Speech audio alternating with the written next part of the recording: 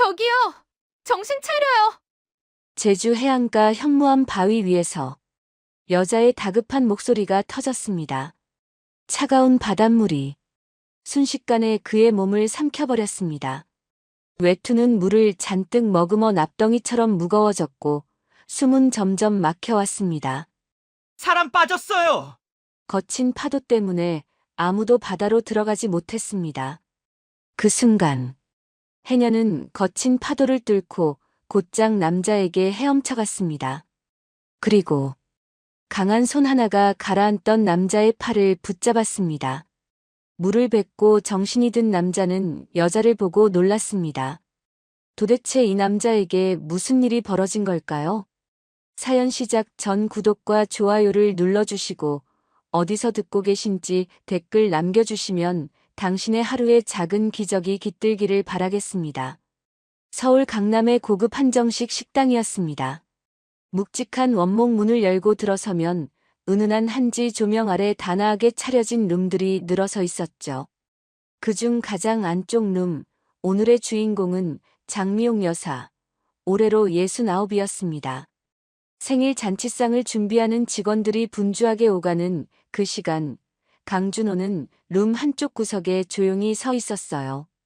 47의 나이에 오래된 양복 한 벌을 걸친 그는 손을 어디에 두어야 할지 몰라 그냥 양옆으로 늘어뜨리고 있었죠. 직원들이 옆을 지나칠 때마다 준호는 몸을 비켜섰어요. 마치 자신이 거기 있으면 안 되는 사람처럼요. 그때 시어머니 장미옥이 손짓으로 준호를 불렀습니다. 가까이 다가서자 장미옥은 주변을 한번 휙 둘러보더니 목소리를 낮췄어요. 오늘 내 친구들 많이 와. 괜히 앞에 나서지 말고 그냥 뒤에서 어른들 시중이나 잘 들어. 거기서 끝이 아니었어요. 장미옥은 준호를 위아래로 한번 훑어보더니 입술을 비죽 내밀며 덧붙였습니다. 말 섞다가 분위기 이상하게 만들지 말고. 마치 덩치 큰 개한테 조용히 있으라고 타이르는 말투였어요. 준호는 고개를 살며시 끄덕였습니다.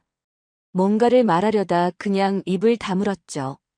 이미 오래전부터 몸에 밴 습관이었으니까요. 잠시 후 룸문이 열리고 개모임 친구들이 하나둘 들어왔습니다. 곱게 파마를 하고 화려한 옷을 차려입은 중년 여성들이 웃음소리 높이 자리를 잡았어요. 장미옥의 얼굴에도 금세 화색이 돌았습니다. 조금 전까지 준호에게 차갑게 굴던 사람이 맞나 싶을 정도로요. 미호가 생일이네. 오늘 선물 많이 받겠다.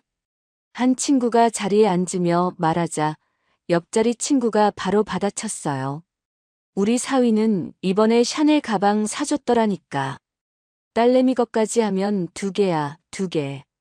테이블에서 일제히 감탄이 터졌죠. 어머, 진짜요? 요즘은 사위가 아들보다 낫다니까.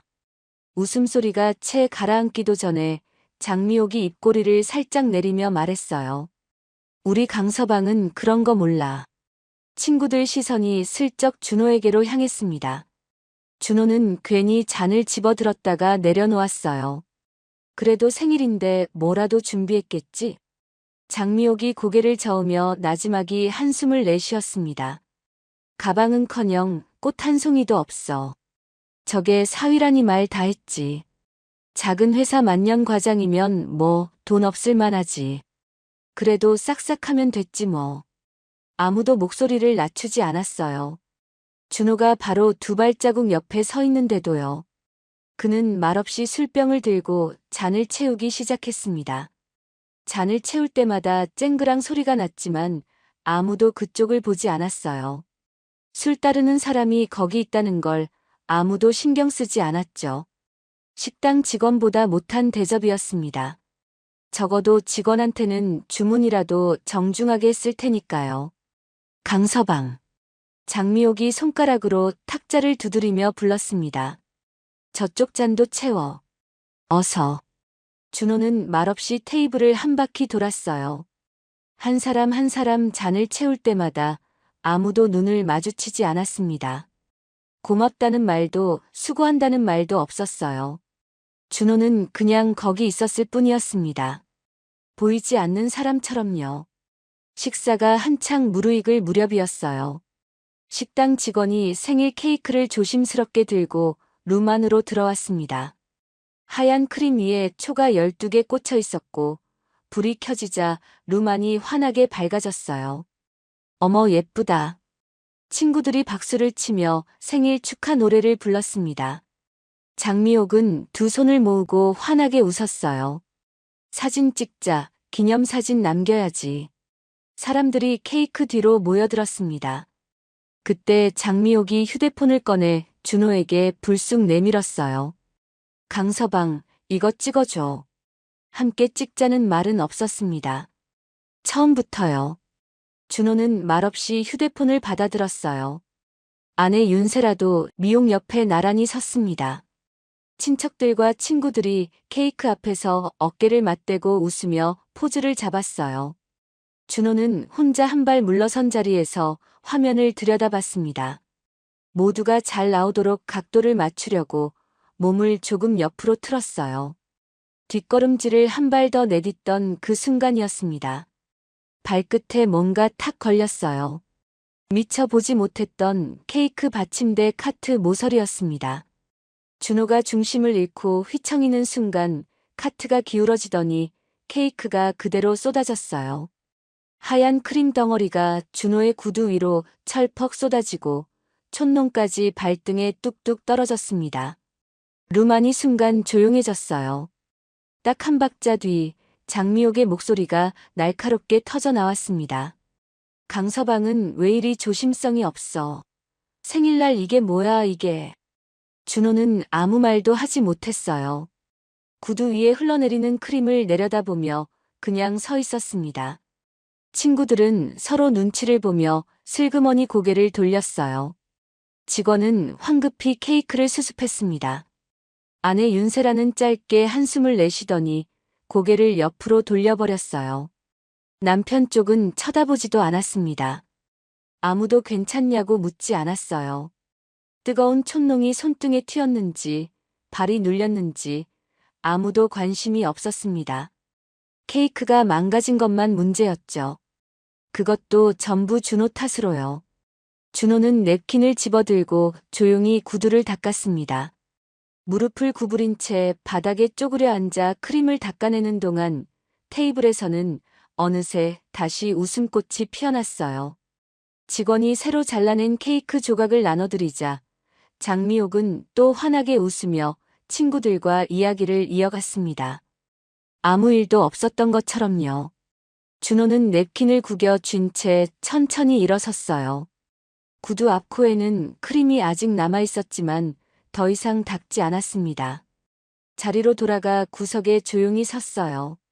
아까와 똑같은 자리, 똑같은 자세로요. 계산서가 나왔습니다. 장미옥이 영수증을 집어들더니 친구들 앞에 펼쳐 보이며 말했어요. 오늘 강서방이 계산한대. 밥값이라도 해야지 여기 끼어 앉았으면. 친구들이 웃으며 고개를 끄덕였습니다. 한 달 월급의 절반이 넘는 금액이었지만 준호는 아무 말 없이 카드를 꺼내 내밀었어요. 크림 자국이 남은 구두를 신은 채로요. 식당을 나서며 장미옥의 친구들은 저마다 웃으며 인사를 나눴습니다. 아무도 준호에게 말을 걸지 않았어요. 수고했다는 말도 눈인사 하나도 없었습니다. 주차장으로 내려오는 엘리베이터 안 준호는 혼자였어요. 차갑고 조용한 금속 벽에 자신의 얼굴이 흐릿하게 비쳤습니다. 구두 앞코에는 아직 크림 자국이 남아 있었어요. 준호는 그것을 내려다보다가 그냥 눈을 감았습니다. 어차피 아무도 보지 않으니까요. 그날 밤 강준호의 인생이 무너지기 시작했습니다. 그날 밤 준호는 잠을 이루지 못했어요. 눈을 감으면 장미옥의 목소리가 귓가에 맴돌았습니다. 뒤척이다 새벽이 밝아왔고 눈 밑에 시커먼 그늘을 달고 출근 버스에 올라탔어요. 버스 유리창에 자신의 얼굴이 흐릿하게 비쳤습니다. 푹 꺼진 눈, 힘없이 처진 입꼬리. 준호는 그 얼굴을 외면하듯 고개를 돌렸어요. 하지만 오늘만큼은 버텨야 할 이유가 있었습니다. 몇 달 전부터 밤을 새워 만들어 온 관광 프로젝트 기획안 발표일이었으니까요. 강릉 지역 관광 트렌드 분석부터 체험형 콘텐츠 구성, 온라인 홍보 전략까지 혼자 처음부터 끝까지 만든 자료였어요. 주말에도 나왔고 밥도 굶어가며 다듬은 기획이었습니다. 이것만 잘 되면 15년 만년 과장 딱지를 떼어낼 수 있을 것 같았어요. 그 생각 하나로 버텨온 몇 달이었습니다. 회사에 도착한 준호는 발표 자료를 한 번 더 점검했어요. 빔 프로젝터 연결 상태도 확인하고 노트북도 미리 켜두었습니다. 회의실 앞에서 넥타이를 한 번 여미고 조용히 숨을 고르는데 팀장이 다가왔어요. 준호와 눈이 마주쳤습니다. 팀장은 시선을 살짝 내리깔더니 짧게 말했어요. 오늘 발표는 박진우 대리가 합니다. 준호는 순간 자기 귀를 의심했습니다. 팀장님, 그 기획은 제가 준비한 건데요. 회사 결정이야. 그게 전부였어요. 팀장은 그냥 자기 자리로 가버렸습니다. 준호는 그 뒷모습을 바라보다가 천천히 고개를 숙였어요. 뒤늦게야 알 것 같았습니다. 준호는 기획안을 완성하고 나서 회사 공용 서버 폴더에 파일을 저장해 두었어요. 누구나 열어볼 수 있는 곳이었습니다. 팀장에게 보고할 때도 그저 검토해 주시면 감사하겠습니다 라고만 했죠. 자기 것이라고 목소리를 높이는 법을 몰랐던 겁니다. 조용히 일만 하면 언젠가는 알아줄 거라고 믿어왔으니까요. 그 순진한 믿음이 결국 이렇게 돌아왔습니다. 잠시 후 임원들이 줄줄이 회의실로 들어왔어요. 그 뒤를 따라 박진우가 당당하게 걸어 들어왔습니다. 자리에 앉으며 준호와 눈이 마주쳤어요. 피하지 않았습니다. 오히려 가볍게 고개를 까딱해 보이더니 노트북을 열었죠. 화면에는 준호가 만든 기획서가 그대로 떠 있었어요. 표지 디자인도 목차 구성도 준호가 직접 손으로 그려 스캔해 넣은 관광지도 그림까지 고스란히 들어가 있었습니다. 박진우는 마치 자신이 몇 달을 공들인 사람처럼 막힘없이 설명해 나갔어요. 임원들이 고개를 끄덕였습니다. 칭찬이 쏟아졌어요. 발표가 끝나자 박수가 터졌습니다. 준호는 회의실 맨 뒤쪽 구석에 앉아 그 박수 소리를 들었어요.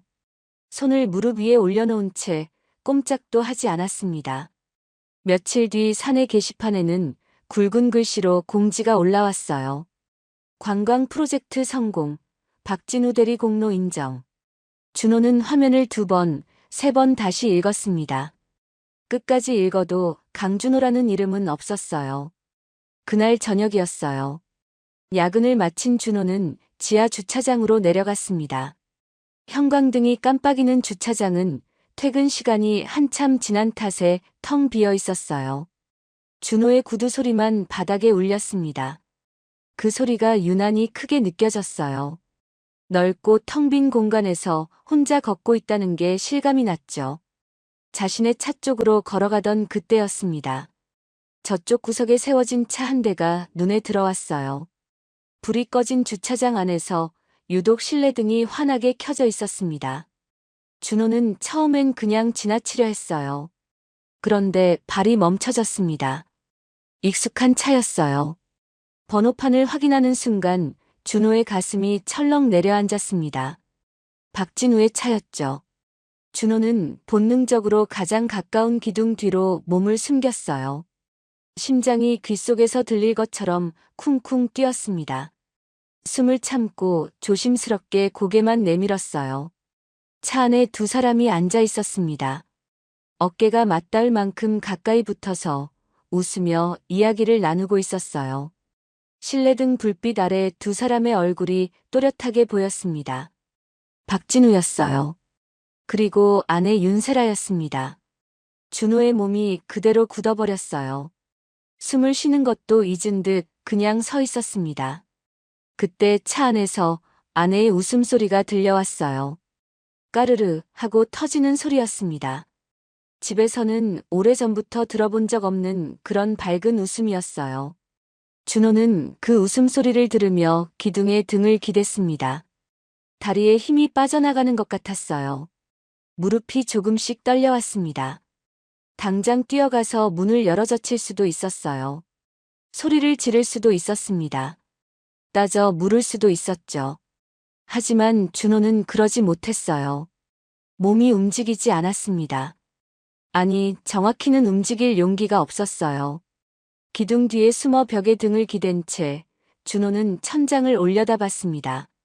형광등이 깜빡이고 있었어요. 그 빛이 어지럽게 흔들렸습니다. 아니면 자신의 눈이 흔들리는 것이었는지도 몰랐어요. 얼마나 지났을까요? 차 안에서 다시 웃음소리가 터져 나왔습니다. 준호는 두 눈을 질끈 감았어요. 그 순간 머릿속으로 지난 시간들이 스쳐 지나갔습니다. 주말도 반납하며 기획서를 만들던 밤들, 아내 눈치를 보며 조용히 노트북을 켜던 새벽들, 이것만 잘 되면 달라질 거라고 혼자 되뇌던 그 수많은 날들이요. 기획서를 빼앗긴 것도, 회의실 구석에서 박수를 듣지 못한 것도, 그것만으로도 이미 충분히 무너진 하루였습니다. 그런데 지금 준호는 주차장 기둥 뒤에 숨어서 아내의 웃음소리를 훔쳐듣고 있었어요. 소리 한 번 지르지 못하고, 발 한 발 내딛지 못하고, 그냥 벽에 등을 기댄 채 서 있는 자신이 너무나 초라하게 느껴졌습니다. 눈물이 날 것 같았지만 그것마저 참았어요. 이 텅 빈 주차장에서 혼자 우는 것조차 너무 서러운 일 같았으니까요. 준호는 아무 소리도 내지 않고 왔던 길을 되돌아갔습니다. 구두 소리를 줄이려고 발끝으로 살금살금 걸었어요. 자기 회사 주차장에서 자기 후배차 앞을 지나가는 것이 들킬까봐 도둑처럼 걸어 나왔습니다. 엘리베이터 문이 닫히는 순간 준호는 벽에 이마를 가져다 댔어요. 차갑고 딱딱한 금속 벽이었습니다. 그 차가움이 오히려 다행스럽게 느껴졌어요. 강준호의 하루가 그렇게 끝났습니다. 집으로 돌아가는 버스 안에서 준호는 창가 맨 끝자리에 혼자 앉아 있었어요. 버스는 꽉 차 있었습니다. 퇴근길 사람들이 저마다 피곤한 얼굴로 앉아 있었고 옆자리 아저씨는 고개를 끄덕이며 졸고 있었어요. 세상은 아무렇지도 않게 돌아가고 있었습니다. 그 평범함이 오히려 낯설게 느껴졌어요. 준호는 창밖을 바라봤습니다. 가로등 불빛이 유리창에 번지며 흘러갔어요. 그 불빛 사이로 자꾸만 장면이 떠올랐습니다. 주차장 실내등 아래 환하게 웃던 아내의 얼굴이요. 집에서는 단 한 번도 본 적 없는 그 표정이 눈꺼풀 안쪽에 달라붙어 지워지지 않았어요. 준호는 눈을 감았습니다. 감아도 보였어요. 버스에서 내려 아파트로 걸어가는 동안 준호의 발걸음은 점점 느려졌습니다. 늦가을 바람이 외투기 사이로 파고들었어요. 으슬으슬한 냉기였지만 춥다는 느낌이 잘 들지 않았습니다.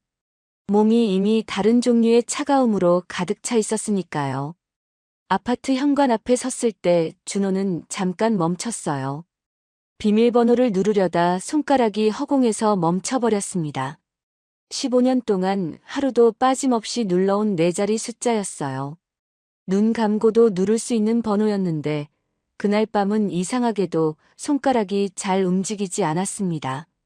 한참 만에 번호를 다 눌렀어요. 삑 하는 소리와 함께 문이 열렸습니다. 거실 불이 환하게 켜져 있었어요. 아내 윤세라가 소파에 앉아 있었습니다. 다리를 꼬고 앉아 휴대폰을 내려다보고 있었어요. 준호가 들어서는 인기척에 아내가 천천히 고개를 들었습니다. 그 얼굴을 보는 순간 준호는 숨이 턱 막혔어요. 놀란 기색이 없었습니다. 당황한 빛도 없었어요. 오히려 기다리고 있었다는 듯한 눈빛이었죠. 준호는 현관에 선 채로 구두도 벗지 못했어요. 발이 그 자리에 붙어버린 것처럼요. 아내가 먼저 입을 열었습니다.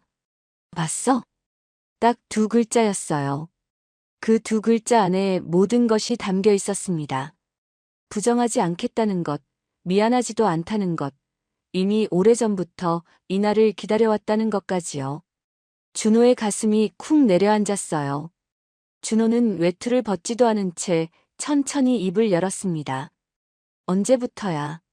따지는 게 아니었어요. 소리를 지르는 것도 아니었습니다. 그냥 힘이 없었어요. 목소리가 생각보다 훨씬 작게 나왔습니다. 아내는 소파에 등을 기댄 채 어깨를 으쓱했어요. 꽤 됐어. 꽤 됐다는 그 말이 준호의 가슴 한복판에 천천히 박혔습니다. 꽤 됐다는 건 준호가 밤을 새워 기획서를 만들던 그 시간에도, 주말에 혼자 회사에 나가 자료를 다듬던 그 새벽에도 이미 그렇게 되고 있었다는 뜻이었으니까요. 준호가 이것만 잘 되면 달라질 거라고 혼자 되뇌며 버티던 그 시간 동안 아내는 이미 다른 곳에 마음을 두고 있었던 겁니다. 준호가 힘없이 물었어요. 그래도 내 후배랑 만나는 건 너무한 거 아니야? 당신 양심도 없어? 아내는 피식 웃었습니다. 비웃는 웃음이었어요. 입꼬리만 살짝 올라가는 그 웃음이 어떤 말보다 더 차갑게 느껴졌습니다. 양심? 그거 버린 지 오래야. 그리고 소파에서 천천히 일어서며 말을 이어갔어요. 목소리는 놀랍도록 차분했습니다. 흥분한 기색이 하나도 없었어요. 마치 오래전부터 준비해온 말을 읊듯이 담담하고 또렷했죠. 오히려 그 차분함이 더 서늘하게 가슴을 파고들었습니다. 솔직하게 말해줄게. 당신이랑 살면서 창피했던 적이 한두 번이 아니야. 작은 회사 만년과장, 엄마 생신 자리에서 구석에 서서 술이나 따르고, 친구들 앞에서 당신이 내 남편이라고 말하기가 싫었어. 그런 사람이랑 계속 살면 내 인생이 뭐가 되겠어. 준호는 아무 말도 하지 못했어요. 반박할 말을 찾으려 했지만 아무것도 떠오르지 않았습니다.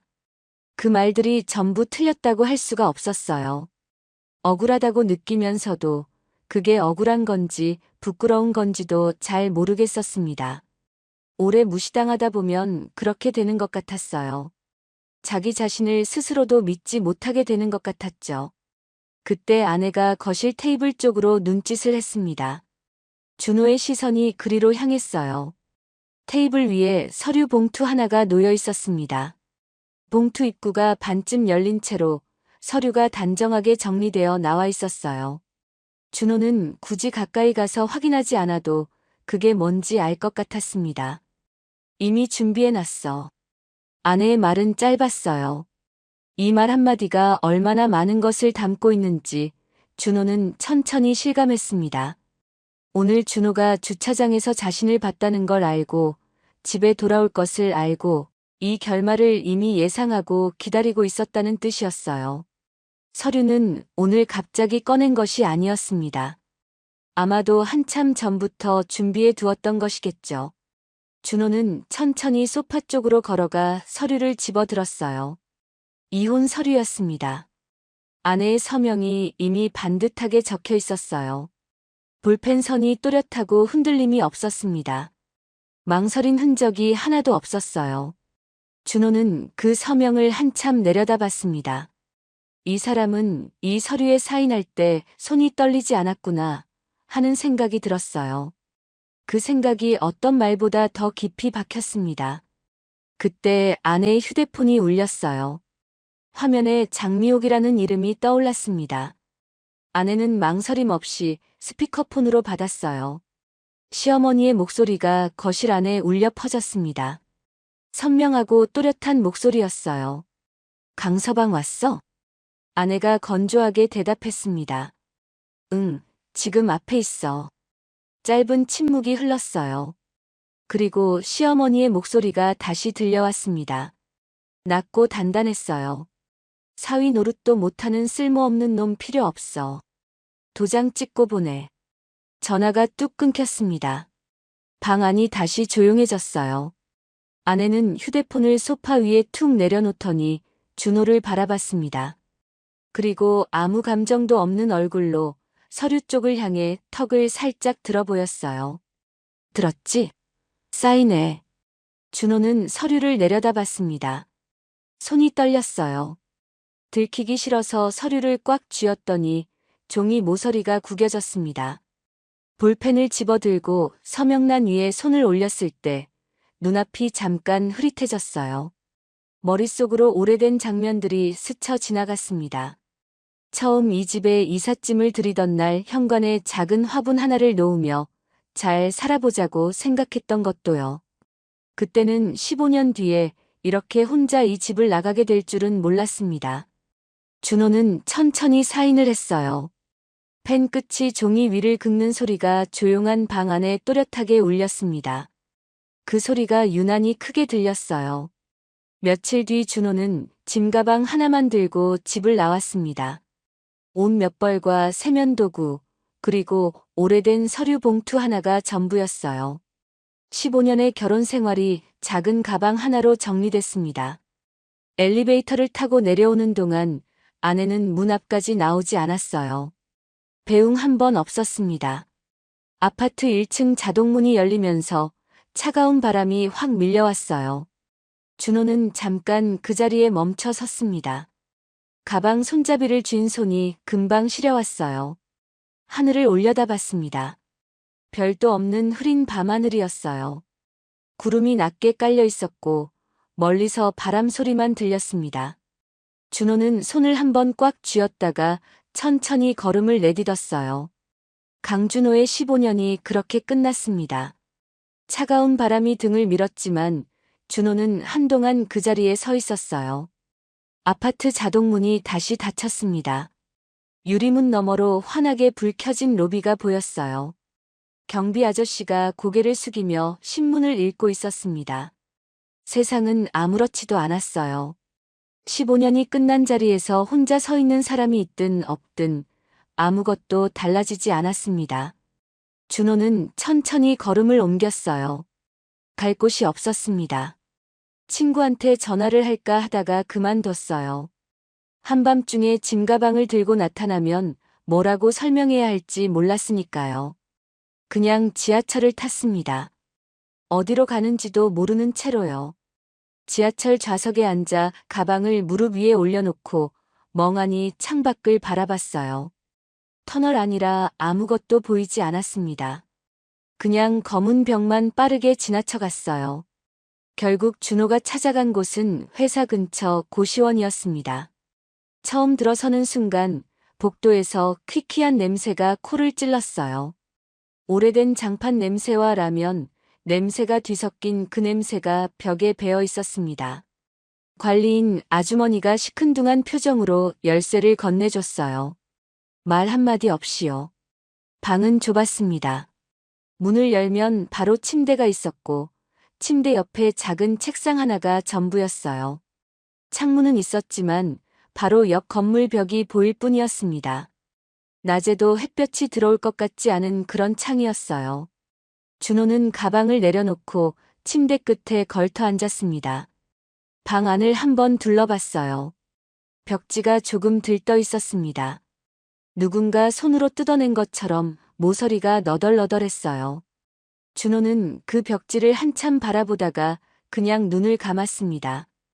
그날 밤은 잠이 오지 않았어요. 옆방에서 TV 소리가 들렸습니다. 채널을 이리저리 돌리는 소리, 누군가 전화통화를 하는 소리, 복도에서 발소리가 지나가는 소리.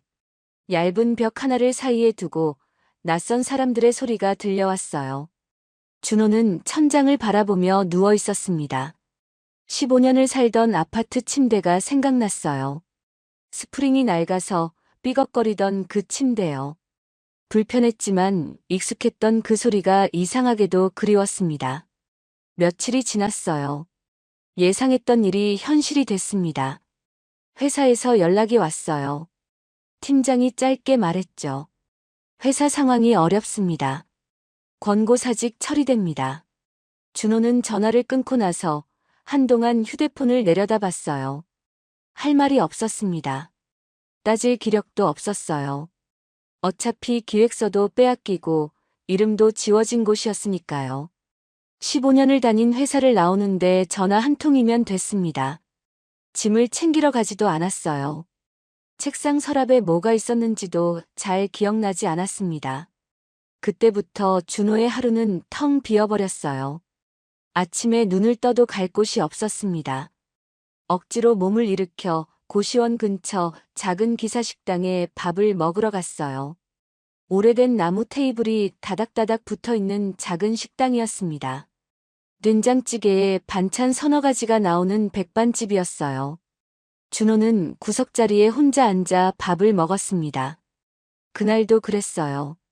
숟가락을 들고 밥을 뜨는데 옆 테이블에서 웃음소리가 터졌습니다. 할머니, 할아버지 두 분이 나란히 앉아 계셨어요. 할머니가 뭔가를 말하자 할아버지가 그게 그렇게 재미있는지 어깨를 들썩이며 웃었습니다. 할머니도 따라 웃었어요. 두 분의 흰머리가 맞닿을 것처럼 가까웠습니다. 준호는 그 모습을 바라보다가 숟가락을 내려놓았어요. 밥알이 목구멍을 넘어가지 않았습니다. 갑자기 숨이 턱 막히는 것 같았어요. 이유도 없이 눈물이 날 것 같아서 얼른 시선을 돌렸습니다. 천장을 바라봤어요. 낡은 형광등이 조금 깜빡이고 있었습니다. 준호는 눈을 몇 번 깜빡이며 겨우 참았어요. 밥값을 내고 나오는데 식당 아주머니가 말했습니다. 많이 남기셨네요. 입맛이 없으세요? 준호는 그냥 웃으며 고개를 끄덕이고 나왔어요. 딱히 할 말이 없었으니까요. 고시원으로 돌아온 준호는 침대에 누웠습니다. 천장을 바라봤어요. 하루가 이렇게 길 수가 없었습니다. 시간이 가지 않았어요. 휴대폰을 켜봤다가 껐습니다. 연락할 사람이 없었어요. 아니, 정확히는 연락하고 싶은 사람이 없었습니다. 오래 연락 끊고 살다 보니 주변에 아무도 없었어요. 회사 일에 치이고 집안 눈치 보느라 친구들과도 하나둘 멀어졌는데 그게 이렇게 돌아올 줄은 몰랐습니다. 며칠이 더 지났어요. 어느 날 오후였습니다. 준호는 억지로 몸을 일으켜 가방을 정리하기 시작했어요. 짐을 풀지도 않고 그냥 방치해뒀던 가방이었습니다. 옷가지를 꺼내 정리하는데 가방 맨 아래에서 낡은 서류 봉투 하나가 나왔어요. 짐을 싸던 날 무심코 집어넣었던 것이었습니다. 봉투 겉면에 먼지가 조금 묻어 있었어요. 준호는 봉투를 꺼내 들고 책상에 앉았습니다. 봉투 안에는 예전에 준비했던 관광 프로젝트 기획안 서류가 들어 있었어요. 박진우가 발표해버린 바로 그 기획이었습니다. 준호는 서류를 천천히 꺼내 펼쳤어요. 종이가 조금 구겨져 있었습니다. 손때가 탄 곳도 있었어요. 밤을 새우며 고쳐 쓰고 또 고쳐 쓴 흔적들이 고스란히 남아 있었습니다. 한 장 한 장 넘기다가 준호의 손이 멈췄어요. 한 페이지 중간쯤에 밑줄이 그어진 문장 하나가 눈에 들어왔습니다. 사람들은 관광지가 아니라 삶을 경험하고 싶어 한다. 준호가 직접 쓴 문장이었어요. 처음 기획안을 잡던 날 가장 먼저 적어 내려갔던 문장이었습니다. 그 아래에는 작은 글씨로 메모가 하나 더 적혀 있었어요. 나중에 볼펜으로 끄적인 듯한 흔적이었습니다. 언젠가 꼭 해보고 싶다.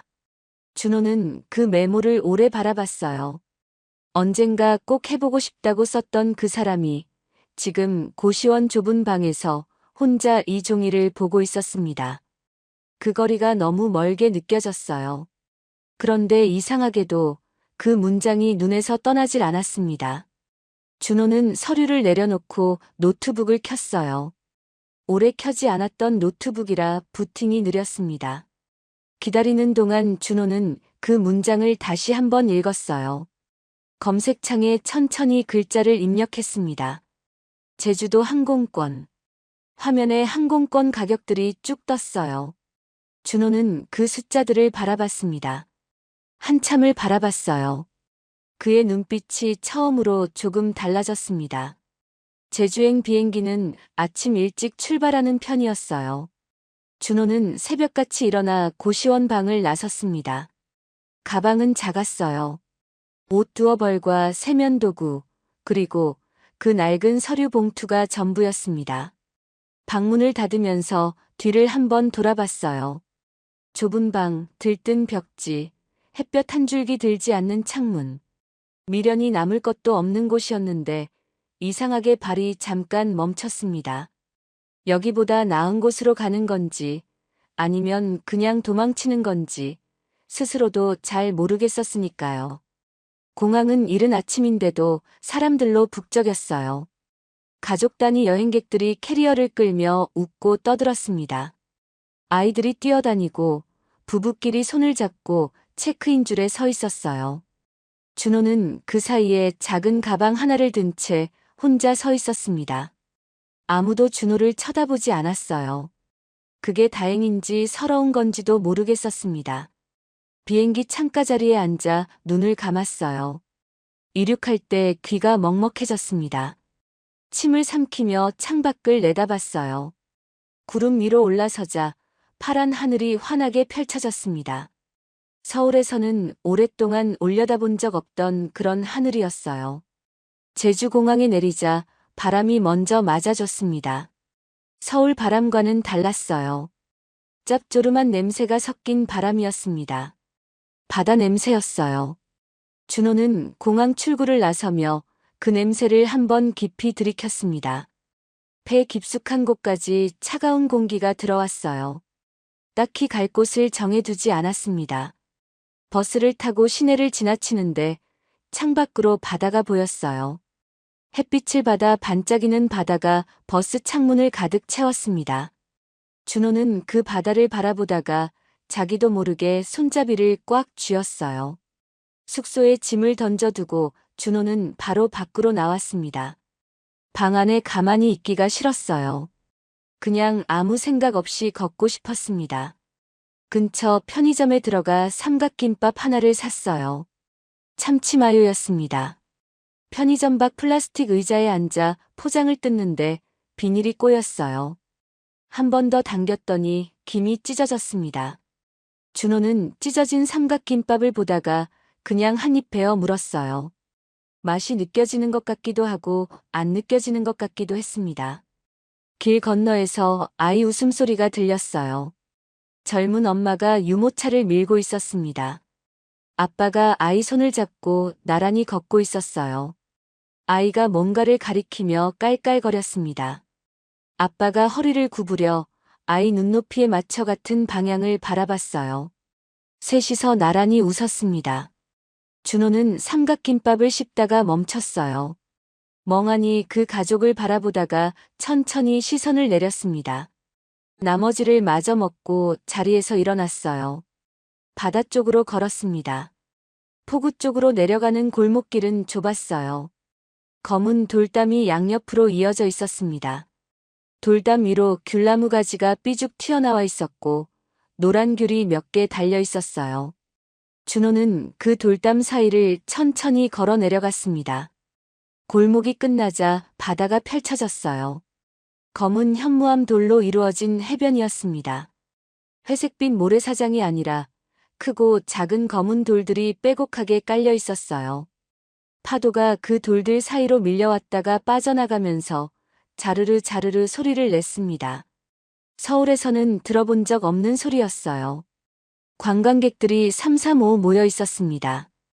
해변 가장자리에 바다 쪽으로 툭 튀어나온 현무암 바위가 있었는데 거기서 사진을 찍는 사람들이 많았어요.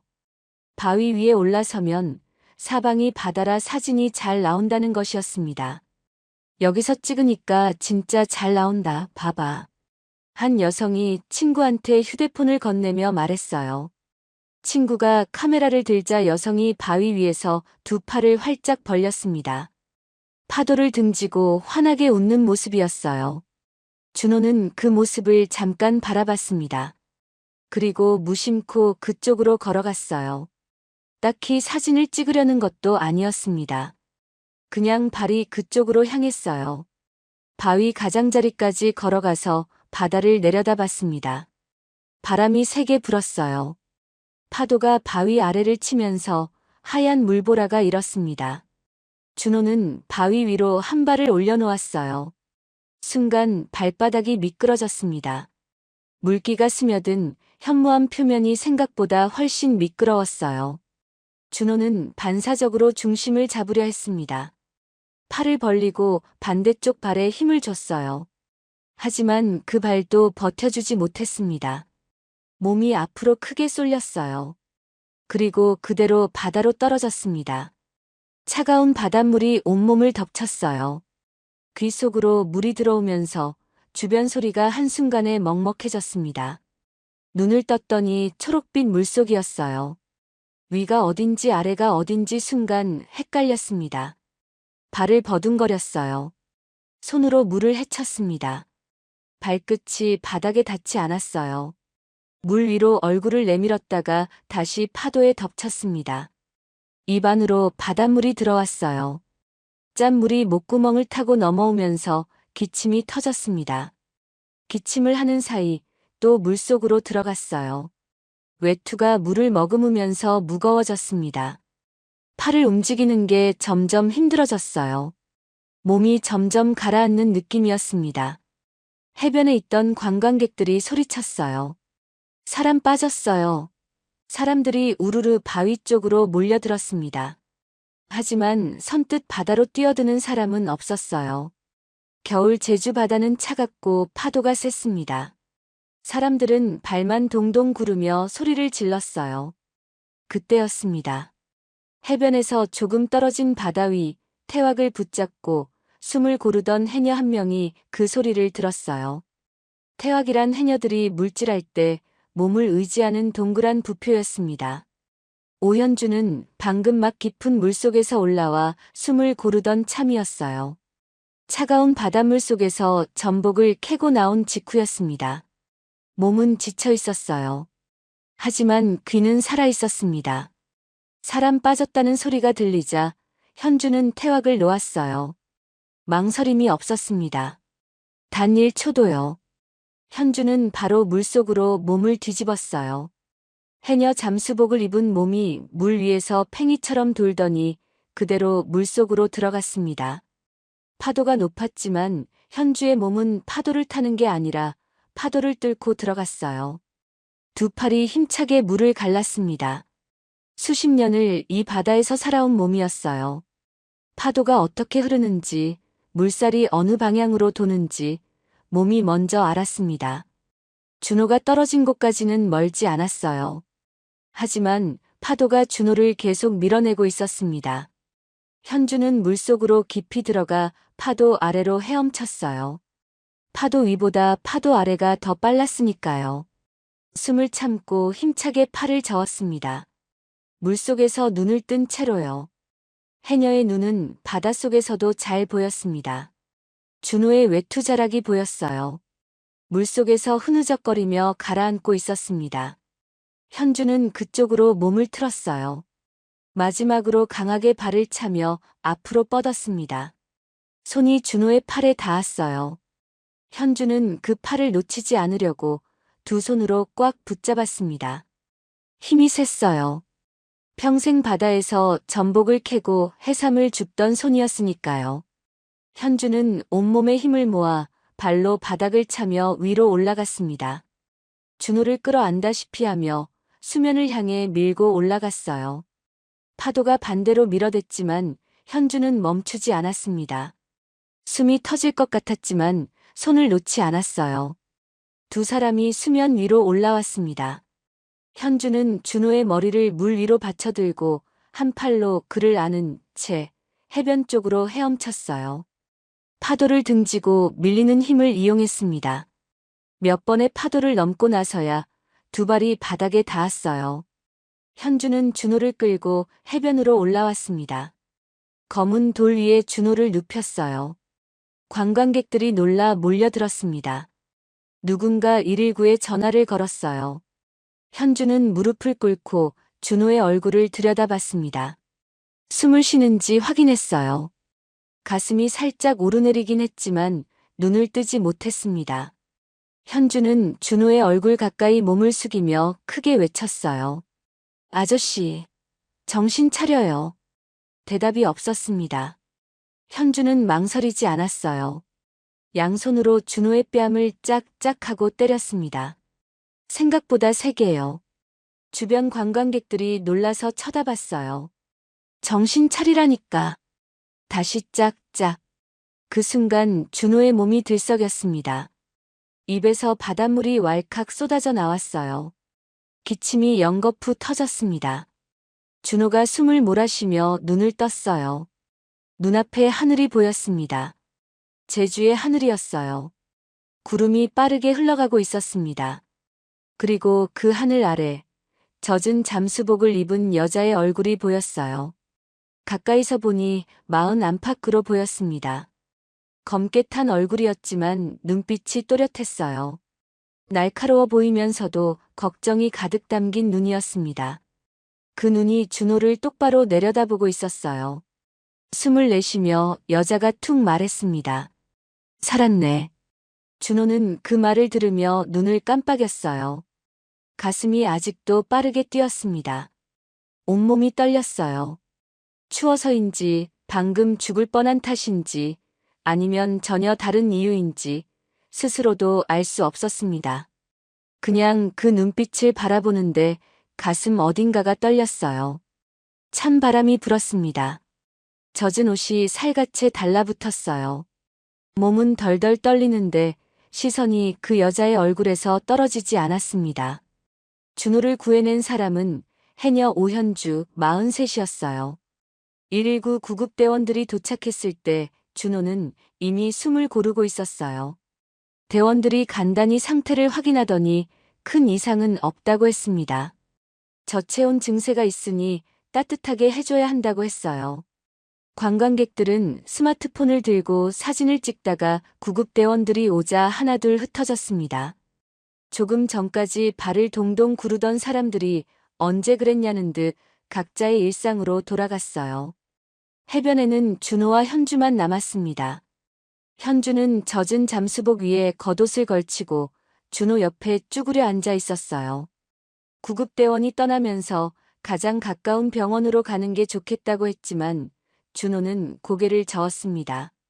병원비 걱정이 먼저였어요. 지금 통장 잔고가 얼마 남지 않았으니까요. 현주는 그런 준호를 잠자코 내려다봤습니다. 여기서 제일 가까운 집이 우리 집이에요. 일단 가서 몸부터 녹여요. 준호가 사양하려 했지만 현주는 이미 일어서고 있었어요. 말로 설득하는 스타일이 아니었습니다. 그냥 행동으로 먼저 움직이는 사람이었어요. 현주가 준호의 팔을 잡아 일으켜 세웠습니다. 준호는 비틀거렸어요. 다리에 힘이 없었습니다. 현주는 준호의 팔을 자기 어깨에 걸치고 천천히 걸었어요. 포구에서 멀지 않은 곳에 현주의 집이 있었습니다. 돌담으로 둘러싸인 작은 집이었어요. 바닷바람을 오래 맞은 탓에 벽이 조금 낡아 있었지만 지붕은 단단해 보였습니다. 마당에는 해녀 도구들이 정리되어 있었어요. 태왕 몇 개가 담벼락에 기대어 있었고 굵은 밧줄이 돌돌 말려 한쪽에 놓여 있었습니다. 현주가 문을 열고 들어서자 집안에서 인기척이 났어요. 부엌 쪽에서 고말순이 고개를 들었습니다. 올해 73, 현주의 어머니였어요. 허리가 약간 굽어 있었지만 눈빛은 또렷했습니다. 젖은 사람을 부축하고 들어온 딸을 보더니 눈썹 하나 까딱하지 않았어요. 이 양반은 누구냐? 현주가 짧게 대답했습니다. 바다에 빠졌어. 말수는 혀를 한번 찼어요. 거긴 또 왜 올라갔대? 그게 전부였습니다. 더 묻지 않았어요. 누구냐고, 왜 왔냐고, 어디서 왔냐고, 아무것도 묻지 않았습니다. 그냥 부엌으로 들어가더니 수건을 하나 들고 나왔어요. 준호에게 툭 던져주며 말했습니다. 먼저 물기부터 닦어. 준호는 얼떨떨한 채로 수건을 받았어요. 낡았지만 보들보들한 수건이었습니다. 햇볕에 잘 말린 냄새가 났어요. 준호는 머리부터 천천히 닦았습니다. 얼마 지나지 않아 작은 밥상이 들어왔어요. 된장찌개 한 냄비와 갓 구운 생선 한 마리, 그리고 반찬 몇 가지였습니다. 소박했지만 김이 모락모락 올라왔어요. 된장찌개에서는 구수하고 진한 냄새가 났습니다. 준호는 그 냄새를 맡는 순간 위장이 꼬르륵 울렸어요. 아침부터 삼각김밥 하나가 전부였으니까요. 말순이 상을 내려놓으며 말했어요. 앉아. 먹어. 준호는 조심스럽게 밥상 앞에 앉았습니다. 숟가락을 들었어요. 된장찌개를 한 숟가락 떴습니다. 입안에 넣는 순간 뜨거운 국물이 목을 타고 내려갔어요. 온기가 가슴 깊은 곳까지 퍼졌습니다. 준호는 숟가락을 입에 문 채로 잠깐 멈췄어요. 눈물이 났습니다. 이유를 설명하기가 어려웠어요. 배가 고파서도 아니고 몸이 추워서도 아니었습니다. 그냥 따뜻했어요. 누군가가 아무 말 없이 밥상을 차려줬다는 것이, 아무것도 묻지 않고 그냥 먹으라고 했다는 것이 오랫동안 잊고 살았던 무언가를 건드린 것 같았습니다. 말순이 준호 쪽으로 밥그릇을 슬쩍 밀어줬어요. 식기 전에 먹어. 그 한마디에 준호의 눈이 더 뜨거워졌습니다. 고개를 숙였어요. 눈물이 뺨을 타고 흘러내렸습니다. 훌쩍이지도 않았어요. 그냥 조용히 눈물이 떨어졌습니다. 말순은 그 이유를 묻지 않았어요. 왜 우냐고, 무슨 일이 있냐고 아무 말도 하지 않았습니다. 그냥 반찬 그릇을 준호 쪽으로 조금 더 밀어놓더니 자기 밥을 먹었어요. 그 무심한 듯한 다정함이 오히려 준호의 가슴을 더 아리게 했습니다. 밥을 먹다가 문득 돌아가신 어머니가 생각났어요. 준호가 어릴 때 어머니도 이런 밥상을 차려주셨습니다. 된장찌개에 생선구이, 반찬 몇 가지. 비싸지 않아도 늘 따뜻했던 밥상이었어요. 아무 말 없이 밥그릇을 밀어주던 손도 비슷했습니다. 준호는 고개를 더 숙이고 밥을 먹었어요. 눈물이 밥그릇 위로 한 방울 떨어졌습니다. 말순이 말했어요. 밥 먹을 땐 울지 말어. 준호는 아무 말 없이 고개를 끄덕이며 밥을 계속 먹었습니다. 그릇을 깨끗이 비웠어요. 그날 이후 준호는 포구 근처를 계속 맴돌았습니다. 숙소로 돌아가도 딱히 할 일이 없었어요. 다음 날도 그 다음 날도 포구 쪽으로 발이 향했습니다. 말순이 아침 물질 준비를 하는 시간이면 준호는 어슬렁어슬렁 나타나 말없이 짐을 들어주거나 어구를 정리하는 걸 거들었어요. 말순은 그걸 받아주지도 거절하지도 않았습니다. 그냥 두었어요. 준호가 거기 있어도 없어도 하던 일을 그냥 했습니다. 그 무심함이 준호에게는 오히려 편했어요. 어느 날 새벽이었습니다. 아직 해가 뜨기 전이었어요. 포구에 나가보니 해녀들이 하나둘 바다로 들어가고 있었습니다. 말 한마디 없이 물속으로 들어가는 사람들이었어요. 파도가 제법 거칠었습니다. 바람도 찼어요. 그런데도 아무도 멈추지 않았습니다. 현주는 가장 먼저 바다로 들어갔어요. 태왁을 옆구리에 끼고 물속으로 사라졌습니다. 잠시 후 멀리서 수면 위로 올라오는 소리가 들렸어요. 해녀들 특유의 숨비 소리였습니다. 숨을 참았다가 올라오면서 내쉬는 소리인데 휘휘 하고 바람처럼 흩어지는 소리였어요. 차가운 새벽 바다 위에 그 소리가 울려 퍼졌습니다. 준호는 포구 돌담 위에 앉아 그 모습을 한참 바라봤어요. 거친 파도 속에서 사라졌다가 다시 올라오는 사람들을요. 가라앉지 않는 사람들이었습니다. 어떤 파도가 와도 다시 올라왔어요. 준호의 눈빛이 달라졌습니다. 그날 저녁 현주가 도구를 정리하고 있는데 준호가 다가왔어요. 한참을 망설이다가 조심스럽게 입을 열었습니다. 저기 해녀 체험 같은 거 해본 사람 있어요? 관광객들 대상으로요. 현주가 고개를 들어 준호를 바라봤어요. 무슨 뜻인지 묻는 눈빛이었습니다. 준호는 시선을 내리깔며 작게 덧붙였어요. 그냥 문득 그런 생각이 들어서요. 현주는 아무 말 없이 준호를 한번 바라봤습니다. 그리고 다시 도구 정리로 손을 돌렸어요. 대답 대신 짧게 콧소리를 냈습니다. 긍정도 부정도 아닌 소리였어요. 하지만 준호의 눈빛은 그날 처음으로 무언가를 향해 있었습니다. 그날 이후 준호의 머릿속에서 그 생각이 떠나지 않았어요. 해녀 체험 관광이었습니다. 새벽 바다에서 올라오는 해녀들의 숨비소리, 거친 파도를 뚫고 사라졌다가 다시 떠오르는 그 모습, 관광객들이 절대 흉내낼 수 없는 삶의 방식이었어요. 준호는 숙소방에 앉아 낡은 기획안 서류를 다시 꺼냈습니다. 그 문장이 눈에 들어왔어요. 사람들은 관광지가 아니라 삶을 경험하고 싶어 한다. 서울에서는 빼앗겼던 그 문장이 제주에서는 현실이 될 수 있을 것 같았습니다. 준호는 먼저 현주를 찾아갔어요.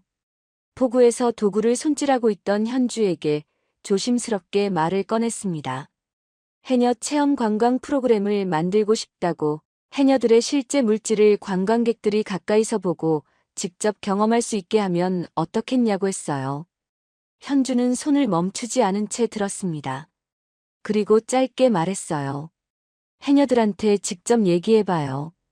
그게 허락이었습니다. 준호는 그날부터 포구에 나와 해녀들에게 한 명씩 이야기를 꺼냈어요. 반응은 차가웠습니다. 예상했던 것보다 훨씬 더요. 서울 사람이 뭘 안다고.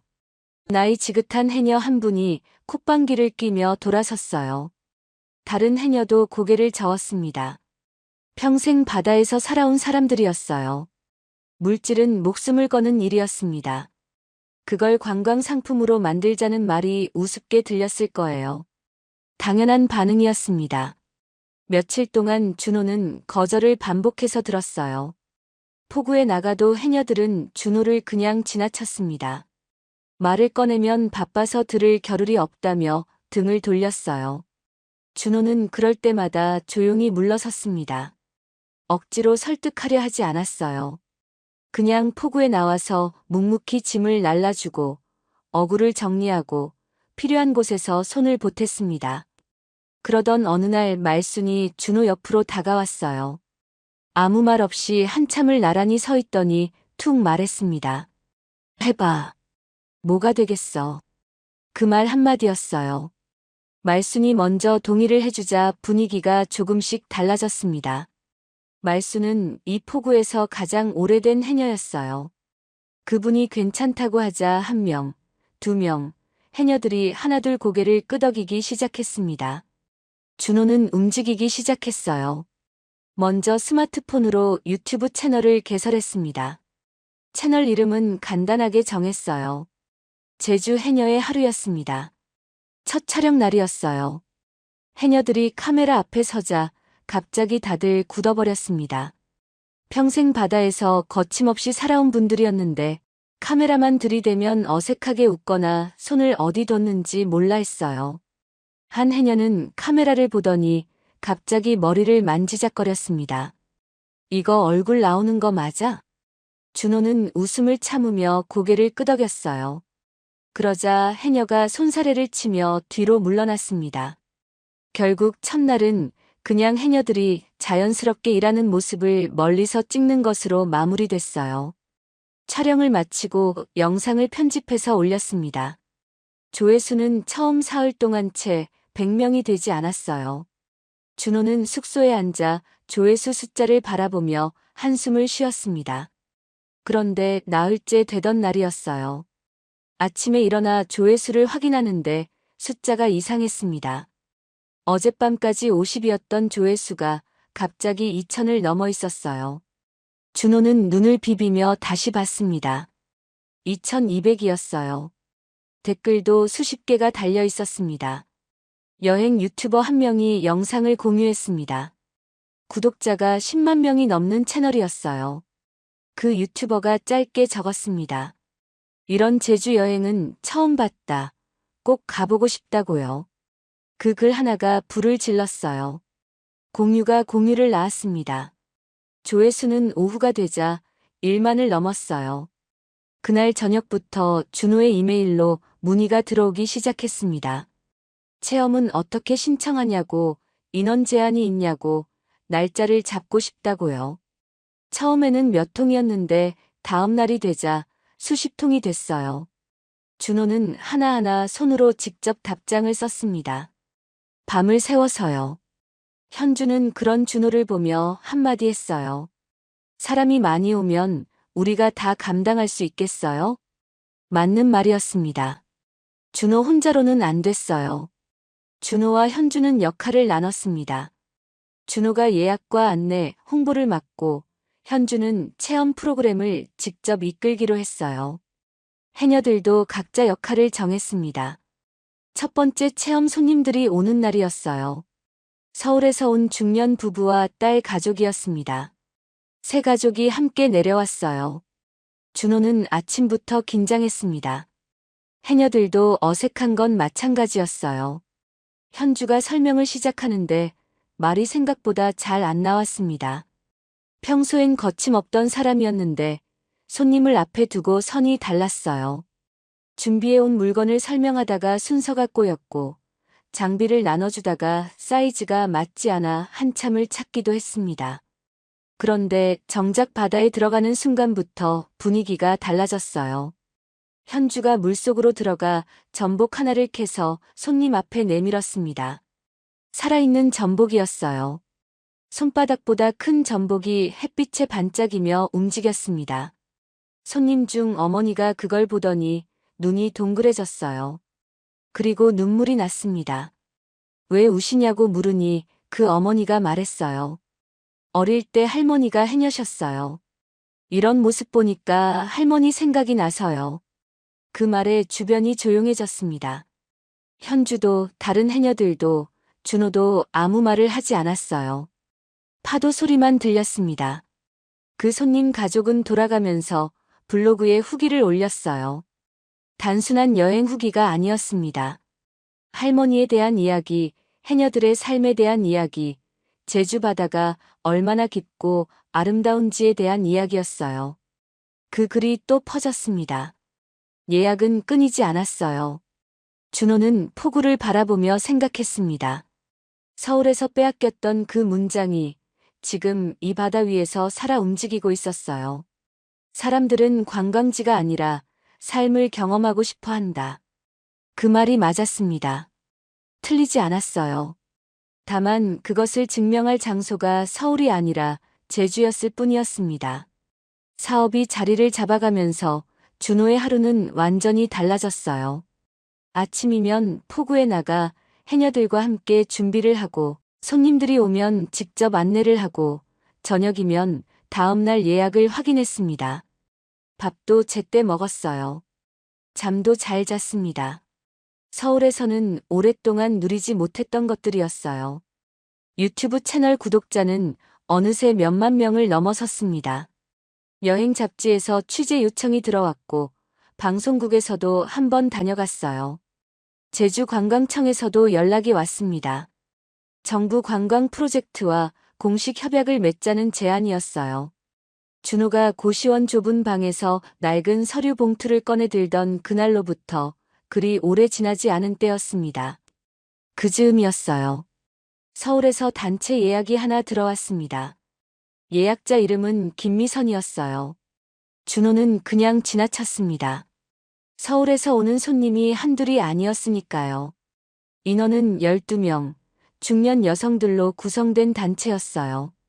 예약 당일 아침이었습니다. 제주 하늘은 맑았고 바람이 시원했어요. 포구에는 손님들이 하나둘 모이기 시작했습니다. 준호는 안내 자료를 들고 입구 쪽에 서서 도착하는 손님들을 맞이하고 있었어요. 새로 도착한 손님에게 오늘 일정을 설명하고 다음 손님 확인을 하느라 눈코 뜰 새 없이 바쁜 아침이었습니다. 그 시각 골목 끝에서는 곱게 파마를 하고 화려한 옷을 차려입은 중년 여성들이 웃으며 제잘거리며 걸어오고 있었어요. 제주까지 내려온 설렘이 역력한 모습이었습니다. 그 무리 한가운데 장미옥이 있었어요. 개모임 친구들과 어깨를 맞대고 웃으며 주변 풍경을 구경하고 있었습니다. 어디서 밥을 먹을지, 쇼핑은 어디서 할지 이야기를 나누며 걸어왔어요. 이 해녀 체험 프로그램이 요즘 얼마나 유명한지 친구한테 들었다며 기대하는 눈치였습니다. 자신이 빈손으로 내쫓은 사위가 바로 그 프로그램을 만든 사람이라는 것은 꿈에도 모른 채로요. 준호도 마찬가지였어요. 손에 든 자료를 확인하며 오늘 참가 인원을 머릿속으로 정리하고 있었습니다. 새로 도착한 손님에게 안내 팸플릿을 건네며 오늘 순서를 설명하고 있었어요. 현주가 모인 손님들 앞으로 나섰습니다. 검게 그을린 얼굴에 잠수복을 걸친 채 또렷한 목소리로 말을 시작했어요. 안녕하세요. 저는 이 프로그램을 함께 이끌어가는 해녀 오현주입니다. 오늘 여러분께서는 제주 해녀의 실제 삶을 직접 보시고 체험하실 거예요. 해녀들이 어떻게 바다에 들어가는지, 무엇을 캐는지, 물속에서 얼마나 오래 숨을 참을 수 있는지 직접 보실 수 있습니다. 해변으로 이동하기 전에 꼭 기억하실 것이 있어요. 현무암 바위 위는 절대 올라가지 마시고 바위 가장자리에서는 항상 한 발짝 뒤로 물러서 계셔야 합니다. 젖은 바위는 생각보다 훨씬 미끄럽거든요. 손님들이 고개를 끄덕였어요. 장미옥도 일행 사이에 서서 고개를 끄덕였습니다. 현주의 설명이 귀에 들어왔는지는 알 수 없었어요. 주변 풍경을 두리번거리며 구경하느라 바빴으니까요. 설명이 끝나고 손님들이 해변 쪽으로 이동하기 시작했어요. 준호는 손님들이 잘 따라오는지 확인하며 앞쪽과 뒤쪽을 번갈아 살폈습니다. 안내 자료를 들고 이동하면서 궁금한 점을 묻는 손님에게 답을 해주느라 바빴어요. 장미옥은 계모임 친구들과 함께 해변으로 내려가면서 주변을 둘러봤습니다. 제주 바다를 보며 감탄하는 친구 말에 맞장구를 치고 있었어요. 그때 옆에 있던 계모임 친구가 앞쪽을 가리키며 장미옥의 팔을 툭 건드렸습니다. 미옥아, 저거 강서방 아니야? 장미옥이 무심코 그쪽으로 고개를 돌렸어요. 준호와 눈이 마주쳤습니다. 딱 한순간이었어요. 그런데 그 한순간이 아주 길게 느껴졌습니다. 준호도 손님에게 뭔가를 설명하다가 시선을 돌리는 순간이었어요. 두 사람의 눈이 허공에서 딱 마주쳤습니다. 아무 준비도 없이요. 준호는 한 박자 멈췄어요. 숨을 한 번 고르더니 시선을 조용히 걷었습니다. 그리고 아무 일도 없었다는 듯 옆에 있던 다른 손님에게로 자연스럽게 시선을 옮겼어요. 손에 들고 있던 안내 자료를 다시 펼쳤습니다. 손이 떨리지 않았어요. 장미옥은 그러지 못했습니다. 눈앞에서 준호의 얼굴을 본 순간 온몸이 굳어버렸어요. 뇌가 눈앞의 장면을 받아들이는데 시간이 걸리는 것 같았습니다. 쓸모없다고, 필요 없다고, 도장 찍고 보내라고 했던 그 사람이 이 많은 손님들 앞에서 능숙하게 프로그램을 이끌고 있었어요. 손님들이 그의 말에 귀를 기울이고 웃으며 따르고 있었습니다. 여유롭고 단단한 표정이었어요. 서울에서 구석에 서서 술을 따르던 그 사람이 맞나 싶을 정도였습니다. 장미옥의 얼굴이 하얗게 질렸어요. 그 순간 준호가 손님 안내를 하다가 자연스럽게 장미옥이 있는 방향으로 몸을 돌렸습니다. 눈이 또 마주쳤어요. 장미옥은 화들짝 놀랐습니다. 본능적으로 몸을 피하려는 듯 뒤로 물러섰어요. 한 발, 두 발, 뒤로 물러섰습니다. 발밑을 보지 않은 채로요. 뒤에 뭐가 있는지 확인하지 않았어요. 세 번째 발걸음에 발끝이 바위 모서리에 걸렸습니다. 아 하는 소리도 제대로 나오지 않았어요. 중심이 순식간에 무너졌습니다. 팔을 허우적거렸지만 이미 몸이 완전히 기울어진 뒤였어요. 잡을 것이 아무것도 없었습니다. 풍덩. 장미옥이 그대로 바다로 떨어졌어요. 차가운 바닷물이 온몸을 덮쳤습니다. 비명소리와 함께 물보라가 크게 일었어요. 손님들이 놀라 일제히 소리쳤습니다. 현주는 이미 움직이고 있었어요. 신발을 벗으며 동시에 바다로 뛰어들었습니다. 파도를 가르며 장미옥이 있는 곳까지 빠르게 헤엄쳐갔어요. 허우적거리는 장미옥의 팔을 두 손으로 단단히 붙잡았습니다. 장미옥은 겁에 질린 채 현주에게 매달렸어요. 현주는 힘차게 발을 차며 해변 쪽으로 끌어당겼습니다. 두 사람이 해변으로 올라왔어요. 장미옥은 검은 돌 위에 풀썩 주저앉았습니다. 한껏 공들여 세팅한 파마머리가 물에 젖어 얼굴에 납작하게 달라붙어 있었어요. 공들여 바른 화장이 바닷물에 번져 뺨 아래로 길게 흘러내리고 있었습니다. 고급 외투에는 바닷물이 흥건히 배어 있었어요. 그리고 현무암 위에서 떨어진 미역 한 줄기가 어깨를 타고 올라와 머리 위에 떡하니 얹혀 있었습니다. 검은 미역이 흰 파마머리 위에 그대로 걸쳐진 채였어요. 관광객들이 그 모습을 보고 웃음을 참느라 고개를 돌렸습니다. 계모임 친구들도 걱정하는 표정과 웃음이 뒤섞인 얼굴로 장미옥을 바라봤어요. 현주가 수건을 건네며 물었습니다. 다치신 데 없어요? 장미옥은 대답하지 못했어요. 수건으로 얼굴을 가렸습니다. 머리 위에 미역은 친구가 조심스럽게 떼어줬어요. 그러는 동안 장미옥은 말 한마디 하지 못했습니다. 계모인 친구 한 명이 혀를 차며 말했어요. 미호가 현주 씨가 뛰어들지 않았으면 어쩔 뻔했어. 해녀 덕에 살았네, 살았어. 또 다른 친구가 덧붙였습니다. 미호가 강서방이 이렇게 잘 될 줄 누가 알았겠어. 장미옥은 수건으로 얼굴을 가린 채 고개를 더 숙였어요. 아무 말도 나오지 않았습니다. 준호는 그 모습을 보면서도 특별히 다가가지 않았어요. 다른 손님들에게 하듯 괜찮으시냐고 잠깐 쉬어가시겠냐고 물었습니다. 장미옥에게도 똑같이 손님에게 하듯 물었어요. 딱 그만큼이었습니다. 프로그램이 끝나고 손님들이 하나둘 자리를 떴어요. 장미옥도 젖은 채로 일행을 따라 걸어갔습니다. 한 번도 뒤를 돌아보지 않았어요. 포구에는 파도 소리가 변함없이 들려왔습니다. 하늘은 맑았고 바람이 시원했어요. 준호는 이미 다음 손님 안내 준비를 하고 있었습니다. 그의 하루는 계속됐어요. 장미옥이 제주에서 돌아온 뒤로 며칠 동안 집안이 조용했어요. 딸 윤세라가 보기에도 어머니가 뭔가 골똘히 생각하는 눈치였습니다. 밥을 먹다가 멍하니 창밖을 바라보기도 했고 저녁 내내 휴대폰을 들여다보다가 한숨을 쉬기도 했어요. 그러다 어느 날 저녁이었습니다. 장미옥이 딸에게 말을 꺼냈어요. 세라야, 내 생각엔 그 옆에 카페 하나 차리면 돈 쓸어 담겠더라. 세라가 고개를 들었습니다. 장미옥이 말을 이어갔어요. 관광객들이 준호 프로그램을 마치고 나서 카페를 찾는다고 해녀 체험 옆에 카페가 있으면 자연히 들어올 수밖에 없다고 했습니다. 세라도 고개를 끄덕였어요. 두 모녀는 그렇게 마음을 굳혔습니다. 며칠 뒤 제주로 내려왔어요. 준호 체험센터 근처 상가를 발품 팔아 돌아다녔습니다. 그러다 해녀 관광센터에서 그리 멀지 않은 상가 1층 자리를 찾아냈어요.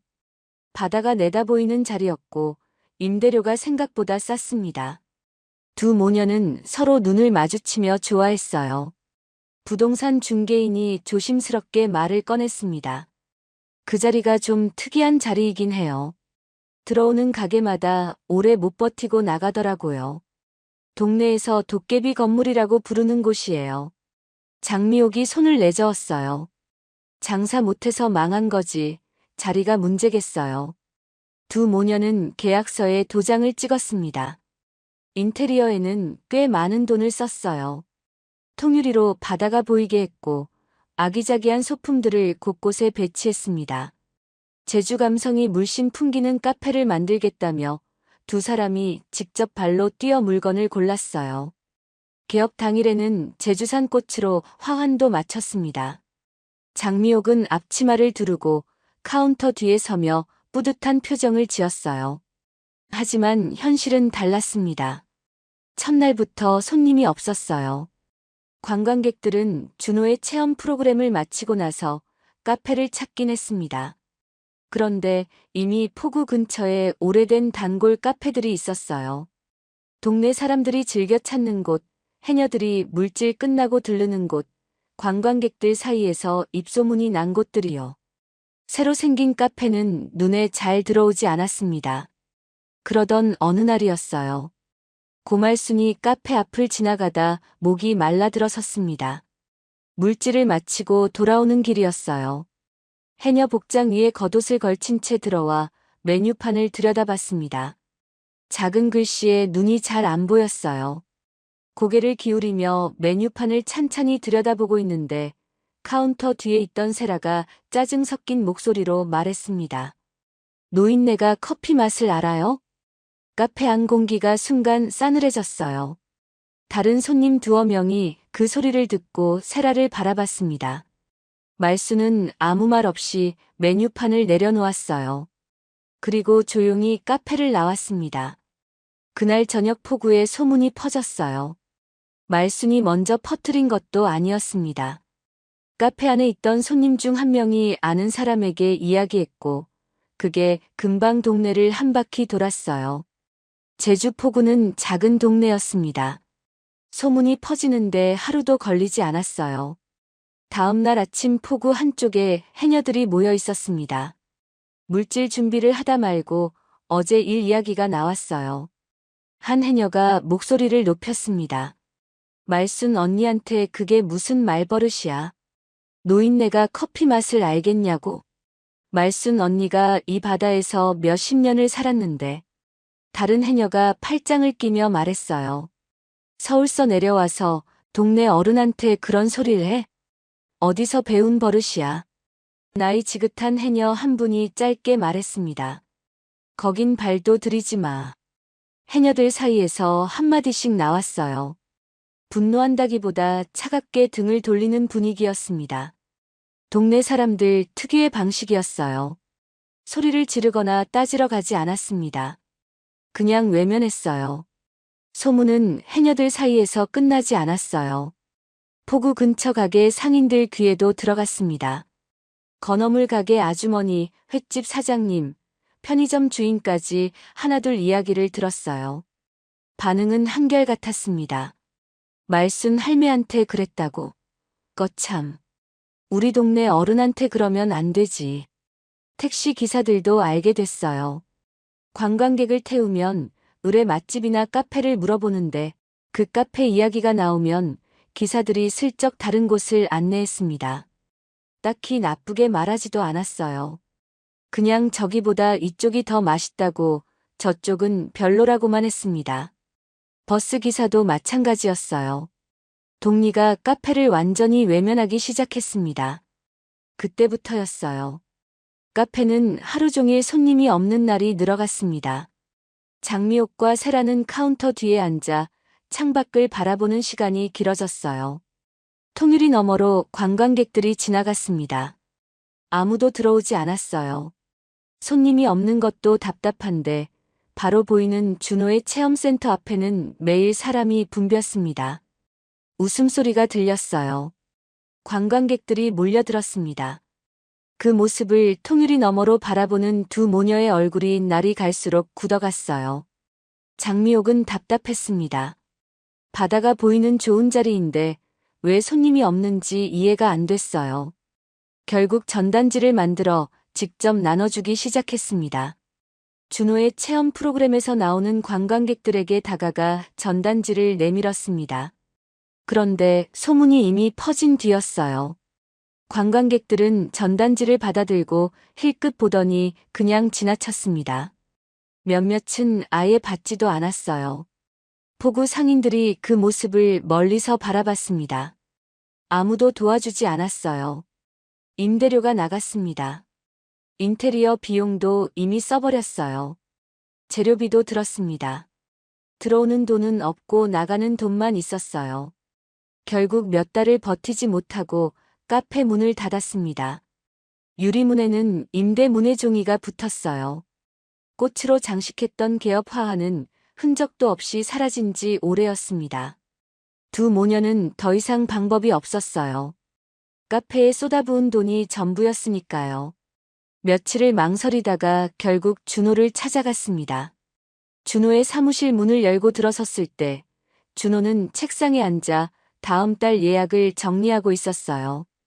고개를 들어 두 사람을 봤습니다. 아무 말이 없었어요. 표정이 흔들리지 않았습니다. 장미옥이 먼저 무릎을 꿇었어요. 세라도 옆에서 고개를 숙였습니다. 장미옥의 목소리가 떨렸어요. 준호야, 우리가 잘못했다. 한 번만 도와줘. 준호는 한동안 아무 말도 하지 않았어요. 책상 위를 한번 바라봤다가 천천히 서랍을 열었습니다. 봉투 하나를 꺼냈어요. 그리고 조용히 두 모녀 앞에 내려놓았습니다. 봉투 안에는 김포행 비행기표 2장이 들어있었어요. 준호가 조용히 말했습니다. 저는 아무것도 없이 쫓겨났습니다. 그래도 예전의 가족이었으니까 제가 할 수 있는 최선은 이겁니다. 잠깐 침묵이 흘렀어요. 준호가 마지막으로 말했습니다. 눈앞에서 사라지세요. 장미옥과 세라는 그 자리에서 오열했어요. 바닥에 주저앉아 한참을 울었습니다. 준호는 다시 책상 위 서류로 눈을 돌렸어요. 다음 달 예약 명단이었습니다. 해야 할 일이 아직 많이 남아 있었어요. 며칠 뒤 두 모녀는 제주를 떠났습니다. 두 모녀가 제주를 떠난 뒤 포구에는 아무 일도 없었던 것처럼 파도가 밀려왔다 빠져나갔어요. 바람도 여전했고 해녀들도 여전히 새벽에 바다로 들어갔습니다. 준호의 하루도 변함이 없었어요. 달라진 것은 없었습니다. 아니, 정확히는 달라진 게 없는 것이 오히려 좋았어요. 흔들리지 않는 일상이 이렇게 귀한 것인지 제주에 오기 전에는 몰랐습니다. 시간이 흘렀어요. 준호와 현주가 함께 만든 해녀 관광 프로그램은 해를 거듭하며 점점 단단해졌습니다. 처음엔 유튜브 영상 하나로 시작했던 것이 이제는 제주를 대표하는 체험 관광 코스로 자리를 잡았어요. 일본에서 온 관광객들이 해녀 문화에 깊이 감동받았다는 후기를 올리기도 했고, 방송에서 다큐멘터리로 다루겠다는 연락도 왔습니다. 정부 관광청과의 공식 협약이 체결되면서 단체 예약도 크게 늘었어요. 해녀들의 삶도 달라졌습니다. 예전에는 물질로 전복과 소라를 캐서 파는 것이 수입의 전부였어요. 몸이 힘들어도 쉴 수가 없었습니다. 바다에 들어가지 않으면 돈이 없었으니까요. 그런데 이제는 관광 체험 프로그램으로 안정적인 수입이 생겼어요. 몸이 좋지 않은 날은 체험 안내만 해도 됐고, 나이 드신 해녀들도 프로그램에 참여할 수 있게 됐습니다. 말순도 마찬가지였어요. 이제는 직접 깊은 물속으로 들어가기보다는 손님들에게 해녀 이야기를 들려주는 역할을 맡았습니다. 말순이 나지막한 목소리로 이야기를 시작하면 손님들이 하나같이 조용히 귀를 기울였어요. 15살에 처음 바다에 들어갔던 이야기, 겨울 바다가 얼마나 차가운지, 숨을 참고 바닥에 닿는 그 순간이 어떤 느낌인지를 들려줄 때면 손님들의 눈빛이 달라졌습니다. 수십 년을 이 바다에서 살아온 사람만이 할 수 있는 이야기였으니까요. 마을 사람들도 달라졌어요. 준호를 처음 봤을 때는 서울서 내려온 사람이라며 거리를 뒀습니다. 포구 상인들도 이웃 어르신들도 선뜻 마음을 열지 않았어요. 그런데 언제부터인가 자연스럽게 달라졌습니다. 준호가 포구에서 묵묵히 일하고 어르신들 짐을 들어드리고 동네 행사에 빠지지 않고 얼굴을 내밀다 보니 어느새 마을 사람이 돼 있었어요. 예전엔 서울 사람이라고 부르던 사람들이 이제는 강 사장이라고 불렀습니다. 그냥 강 사장이 아니라 우리 강 사장이었어요. 그 두 글자 앞에 붙은 우리라는 말이 준호에게는 그 어떤 직함보다 무겁고 따뜻하게 느껴졌습니다. 그 즈음 어느 날이었어요. 정부 관광청과의 공식 계약 체결을 마친 날이었습니다. 준호와 현주 그리고 함께 일하는 해녀들이 포구에 모여 작은 자리를 가졌어요. 큰 잔치는 아니었습니다. 그냥 다 같이 밥을 먹는 자리였어요. 플라스틱 의자를 포구 한쪽에 쭉 늘어놓고 밥상을 펼쳤습니다. 포구 바람이 자꾸 냅킨을 날려서 해녀들이 깔깔거리며 손으로 눌렀어요. 말순이 부엌에서 뭔가를 끓이고 있었습니다. 준호가 뭐 도와드릴 거 없냐고 들여다봤더니 말순이 손을 내저었어요. 한참 뒤에 상이 차려졌습니다. 미역국이었어요. 된장찌개도 아니고 생선도 아니고 진한 미역국이었습니다. 말순은 아무 말 없이 국그릇을 준호 앞에 밀어놓더니 자리에 앉았어요. 준호는 그 미역국을 바라봤습니다. 제주에서는 경사스러운 날에 미역국을 끓인다는 걸 어느새 알게 됐어요. 생일날도 좋은 일이 있던 날도 말수는 언제나 미역국을 끓였습니다. 말 한마디 없이요. 준호는 숟가락을 들었어요. 뜨겁고 구수한 국물이 목을 타고 내려갔습니다. 눈이 조금 뜨거워졌어요. 억지로 참았습니다. 식사가 끝나고 포구에 사람들이 느슨하게 모여 앉았어요. 바람이 선선하게 불었습니다. 파도 소리가 배경처럼 깔렸어요. 마을 이장이 준호 옆에 앉더니 씩 웃으며 말했습니다. 강 사장, 현주랑 결혼 안 할 거면 내가 좋은 사람 하나 소개해 줄까? 주변 사람들이 킥킥거렸어요. 해녀들도 웃음을 참느라 입을 가렸습니다. 현주는 그 말을 듣고 고개를 확 돌렸어요. 귀 끝이 붉어졌습니다. 바다를 향해 시선을 던지며 못 들은 척했어요. 그 순간이었습니다. 옆에 앉아있던 말순이 눈을 번쩍 떴어요. 이장을 똑바로 쳐다보더니 짧게 말했습니다. 뭐라는 거야? 포구가 잠깐 조용해졌어요. 그리고 말순이 천천히 덧붙였습니다. 내 사위인데 누가 데려가? 순간 포구의 웃음이 터졌어요. 해녀들이 손뼉을 치며 웃었습니다. 이장도 배를 잡고 웃었어요. 현주는 얼굴이 더 빨개져서 고개를 푹 숙였습니다. 준호는 멋쩍게 웃으며 뒤통수를 긁었어요.